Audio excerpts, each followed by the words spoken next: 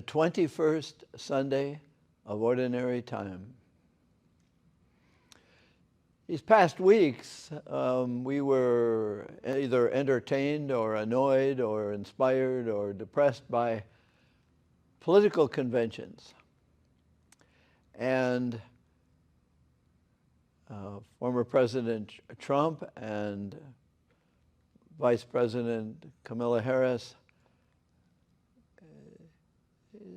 laid out their positions, their invitations. Are you with us or against us? Jesus in today's gospel is in a way completing his own platform about who he is. We've been hearing these past weeks the discussion that Jesus is having with the religious officials, Jewish officials, about his being the bread of life. And bread, of course, was a tremendous symbol of God's fidelity in the desert, in the Exodus experience. So he is saying, I am the bread of life.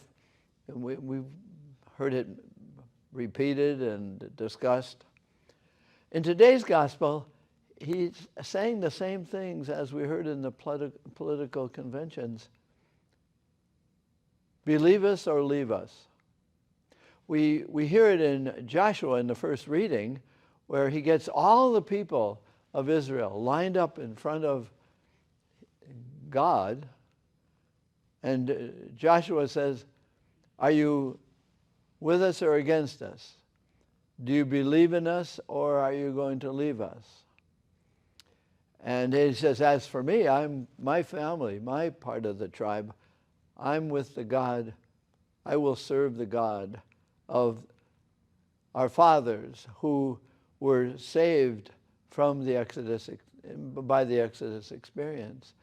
And then he says, and how about you? Are you going to serve the gods over there, or are you going to serve the God here? So it's a dramatic ending to this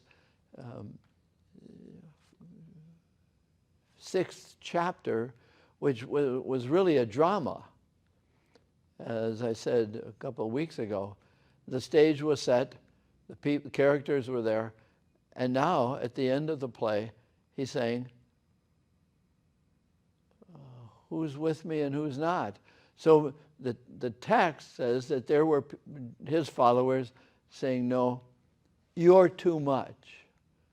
We want the comfort for the familiar, the traditional, the safe. And then he turns to Peter and the disciples. Now remember, there were disciples who left him, followers, those who had been taught by him, those who were asked to take him in to their hearts and their lives. And they said, no, we can't do that. And then the apostles, when Peter speaking for us, they said, no, we can't leave, we believe. You are the Christ, which is a consummation in some ways of the whole Johannine gospel, as we will see in the resurrection narratives at Easter. Thomas says the same thing. Excuse me, after probing the body and his reality, yes, you are the Christ. And that's the ultimate boast of the followers of Jesus.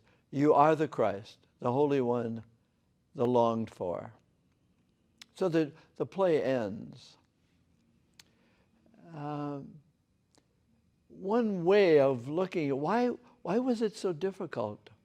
Why is it so difficult for people to follow Jesus? Why is it so difficult to believe in the real presence of the Eucharist? We all have problems. Theology is about problems. Spirituality is about problems because we want facts. We want security. We want clarity. And Jesus is offering invitations to mystery. One way of looking at this is, and I believe in the real presence of Jesus in the Eucharist, in the bread and wine. But another way of looking at it is Jesus as word and person, you are hard to swallow. Your teachings are hard to swallow. I can't stomach it. We have those idioms. Jesus did not come as an idea. He came as a person inviting. And many of his teachings are very comforting, but some are really difficult. And maybe listening to the political speakers, they like this, but not that. And they say, well, I don't like any of them. And some people say that. I don't like anything of God or Jesus or church or Eucharist. And we have our reasons. And God reverences those reasons and will always keep coming to us. Whether we believe all of it, it's hard to take it all in.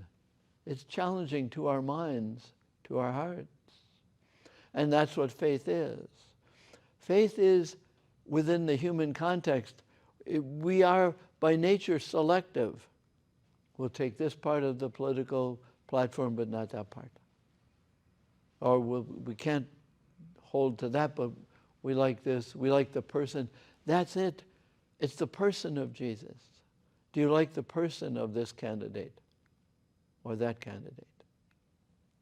Jesus comes as a candidate, but one very interesting thing, especially in the first reading, Joshua says, as for me, we will serve the God who brought us out of Egypt. And everyone else says, we will too. We will serve that God. What Jesus says, will you let me serve you? And that I have come not that you serve God, but that you let God serve you by giving you bread, by giving you encouragement, by giving you grace. With all your arguments and all your ideas and all your difficulties in swallowing Jesus, can you let him serve you patiently and in time? And the sacraments are ways of God serving us. For what purpose? To serve God's people, because God has served us and asks us to serve God by serving God's people. That's hard to swallow too. We receive the Eucharist. We receive Jesus. We receive our dignity. And we receive our mission to serve God's people because God has served us. And that's how we, in a way, serve God, by serving God's people. Can you swallow that in receiving the Eucharist? Can you receive the dignity of being served by God and being a servant of God's people? Can you say amen to that? With Joshua, I say amen.